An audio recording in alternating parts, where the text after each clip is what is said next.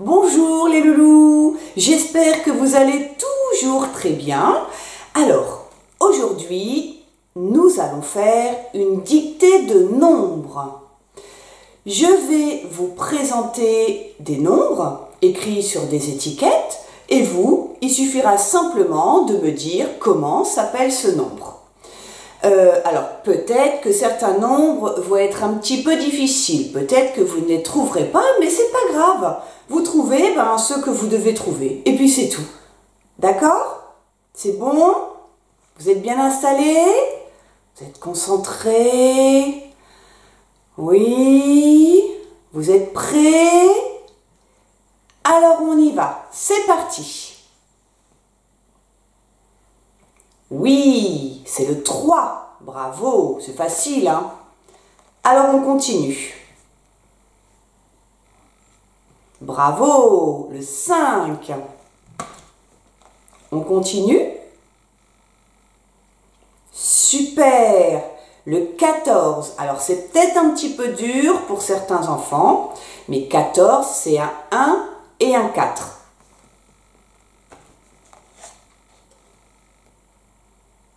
Bravo, le 8. Celui-là, il est un peu compliqué. C'est le 1 et un 9. 19. Bravo. Il était un petit peu dur celui-là. C'est le 1 et un 3. Le 13. Très bien. On continue? Oh, celui-là, c'est facile. Attention, hein? Ne vous trompez pas, celui-là a la tête en bas, c'est donc le 6. Super! Allez, encore un. Et là, un 1 et un 5. 15. Bravo! Bah oui, ils sont dans le désordre, hein, sinon c'est trop facile pour vous, hein. Allez, encore un. Oh, celui-là, tout le monde le connaît quand même. C'est le 10. Très bien. Là, bah oui, c'est le 1. Trop facile. Trop facile. Mais non. Bravo. C'est le 11. Un petit peu plus difficile. Un 1 et un 7. On est dans la dizaine. C'est le 17. Bravo, très bien. Un 1 et un 2. On est dans la dizaine, donc c'est le 10. Ah bah non, c'est le 12. Très bien, bravo. Un petit peu compliqué. 18, super! Oh, il y a des champions du monde, hein? Bravo! Là, tout le monde va trouver celui-là? Bah oui, c'est le 2. Oh, c'est trop facile, hein? Alors, encore un facile? C'est le 4. Bravo! Et là, attention, un 2 et un 0. C'est le, bravo, c'est le 20. Encore un 1 et un 6. Le 16, super. Et là, ne confondez pas celui-là à la tête en haut, c'est le 9. Bravo! Et le dernier, très facile, tout le monde doit le trouver celui-là, c'est le 7. Bravo! Alors, bravo à ceux qui ont réussi à lire tous les chiffres et bravo à tout le monde parce que je suis sûre que tout le monde a fait plein d'efforts. Et puis, je vous le redis, c'est pas grave, s'il y en a que vous n'avez pas trouvé, eh ben vous les trouverez la prochaine fois. Alors, maintenant, c'est l'heure de lire l'album. Alors aujourd'hui, vous allez voir, c'est un album que j'adore. Ça se passe dans une... Eh bien, vous allez voir. Vous êtes prêts? Alors, c'est parti! Alors, nous allons lire l'album qui s'appelle L-A, la, M-A, ma, R-E, re, ça fait mare, O, aveu, aveu.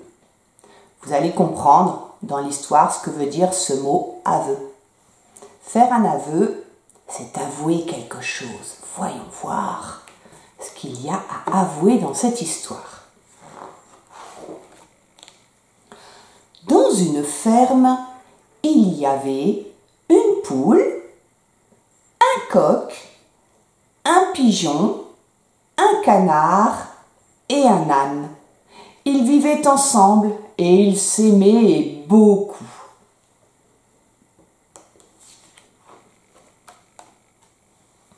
Un jour, la poule trouve quelques grains de blé et décide de les semer.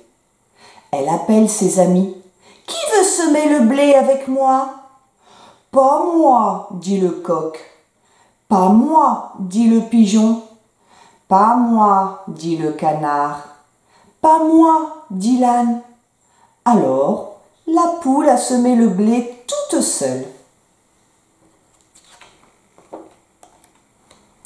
Le temps a passé, le blé a poussé, le champ est devenu tout doré. Une nuit, l'âne se réveille. Il a faim, très faim. « Je mangerai bien 1 ou 2 épis de blé. »« Ah, 1 ou 2 épis en moins, la poule ne verra rien. » Il se lève et sans faire de bruit, va jusqu'au champ. Il mange 2 épis. C'était bon, c'était doux, c'était délicieux. Mais 2 épis, ce n'est pas beaucoup pour un âne.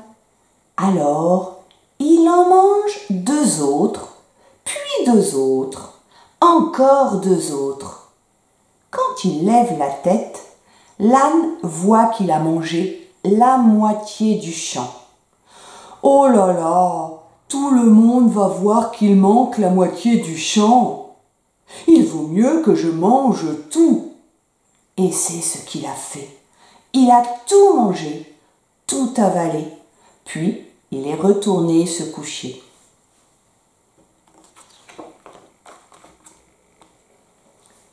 Le matin, la poule se réveille et voit que le champ est dévasté. Il n'y a plus rien, plus une tige, plus un grain. Elle n'est pas contente, mais alors, pas contente du tout. Elle appelle ses amis. « Qui a mangé le blé ?»« Pas moi, dit le coq. Pas moi, dit le pigeon. Pas moi, dit le canard. Pas moi, dit l'âne. »« Très bien, dit la poule. Puisque c'est comme ça, allons à la mare aux aveux. »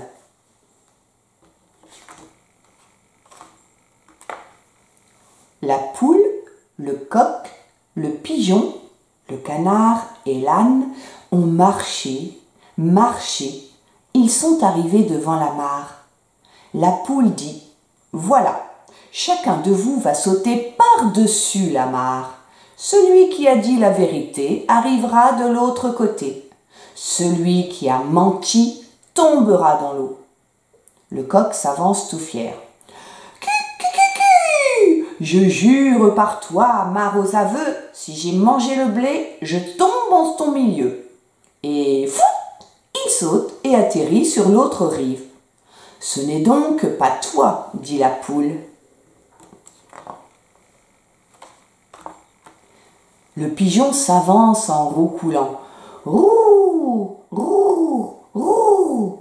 Je jure par toi, mare aux aveux, si j'ai mangé le blé, je tombe en ton milieu. » Et fout, il s'envole jusqu'à l'autre rive. Ce n'est donc pas toi, dit la poule. Le canard se prépare à son tour. Coin, coin, coin, coin. Je jure par toi, ma rose aveu, si j'ai mangé le blé, je tombe en ton milieu. Et frouf, il saute et atterrit sur l'autre rive. Ce n'est donc pas toi, dit la poule. L'âne était couché par terre, le ventre lourd. C'est à toi maintenant, lui dit la poule. Laisse-moi me reposer un peu. Mais tu t'es déjà bien reposé. Lève-toi. Oh, laisse-moi bâiller un peu.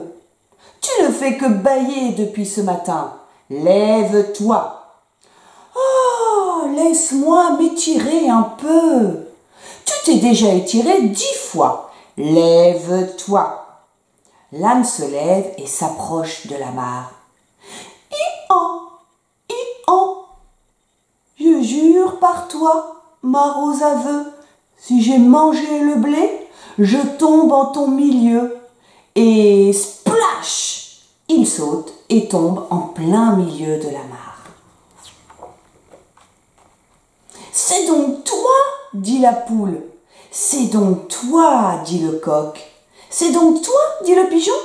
C'est donc toi, dit le canard. L'âne était rouge de honte du museau jusqu'au bout des oreilles. C'est vrai, dit-il, je n'ai pas pu résister, c'était tellement bon.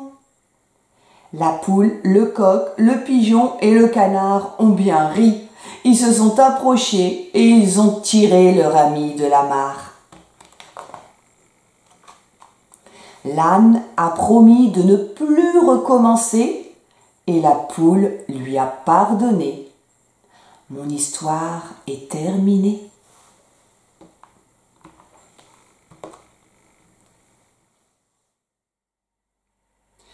Alors, il vous a plu cet album de la mare aux aveux?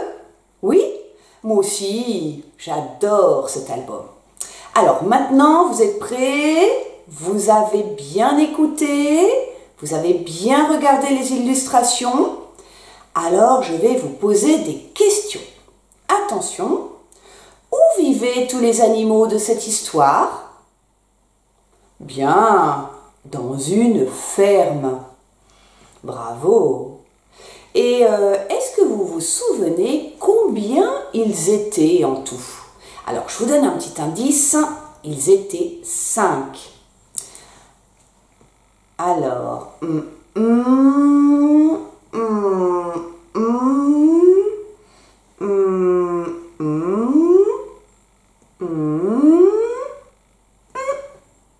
vous aussi, vous avez trouvé? Oui? Alors, on y va.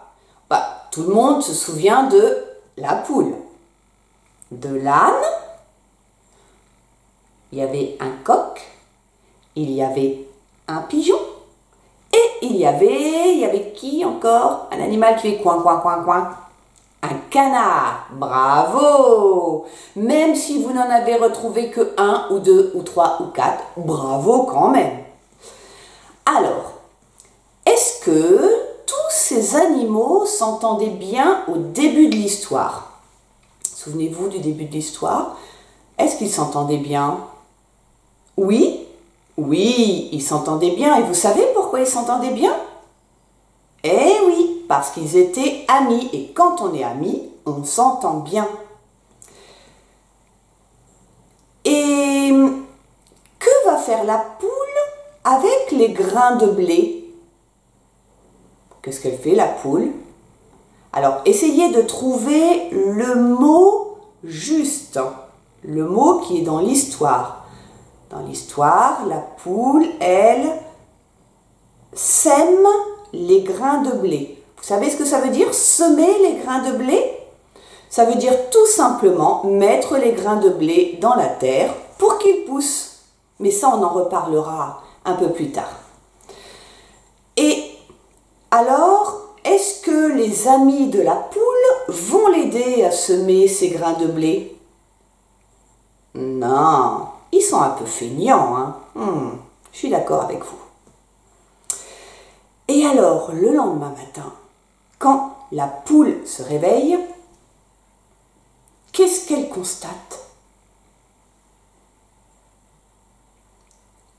Elle constate que quelqu'un a mangé tout son blé. Oh, mince. Et alors, dans quel état elle était, la poule, quand elle a vu que quelqu'un avait mangé tout ce beau blé qui avait poussé? Ah, bah elle n'était pas contente, hein. Elle était même furieuse, hein. Un petit peu en colère aussi, hein. Ah oui. Et alors, comme pour essayer de trouver le coupable, qu'est-ce que la poule a demandé aux animaux de faire par-dessus la mare? Qu'est-ce qu'elle leur a demandé de faire, chacun leur tour? Oui, elle leur a demandé de sauter par-dessus la mare. Mais pourquoi elle leur demande de sauter par-dessus la mare, à votre avis? Cherchez voir. Ben oui, elle demande aux animaux de sauter par-dessus la mare parce que celui qui a mangé tout le blé, il doit avoir le ventre très très lourd, et s'il a le ventre très très lourd, que se passe-t-il? Plouf, il tombe dans la mare. Et donc, quel animal est tombé dans la mare? Bah oui, c'est l'âne. Et à la fin de l'histoire, finalement, une fois que l'âne a eu avoué que c'était lui, est-ce que la poule était en colère après l'âne? À votre avis? Il faut se souvenir de la fin de l'histoire. Non, elle n'était pas en colère parce que dans l'histoire, on nous dit que la poule a ri et que, surtout, et c'est très important, elle a pardonné à l'âne sa grosse bêtise. Et vous savez pourquoi elle a pardonné à l'âne? Parce que l'âne lui a avoué qu'il avait fait une grosse bêtise. Et la mare aux aveux, faire un aveu, ça veut dire avouer quelque chose. Ça veut dire la vérité de ce qu'on a fait, même si c'est une grosse bêtise. Et vous savez que quand on dit la vérité, très souvent, même le plus souvent, on est pardonné. Et on se sent beaucoup mieux, hein. Et alors, à un moment de l'histoire, on dit que l'âne, une fois qu'il a eu avoué qu'il avait fait une bêtise, il est devenu rouge de honte. Est-ce que vous savez ce que ça veut dire, être rouge de honte? Alors, vous connaissez être rouge de colère. Ça veut dire qu'on est tellement furieux, qu'on en est tout rouge. Mais être rouge de honte, eh bien, c'est un petit peu la même chose. Mais la honte, l'âne avait tellement honte, c'est-à-dire qu'il n'était tellement pas content de la bêtise qu'il avait fait, qu'il en est devenu rouge, parce qu'en fait, quelque part, il était un petit peu en colère, mais en colère après lui-même, en colère contre lui-même. D'accord? Alors, maintenant, c'est l'heure de nous quitter. Je vais vous souhaiter un très bon week-end, et puis nous, on se retrouvera lundi. Je vous aime très fort. Je vous envoie plein de gros bisous.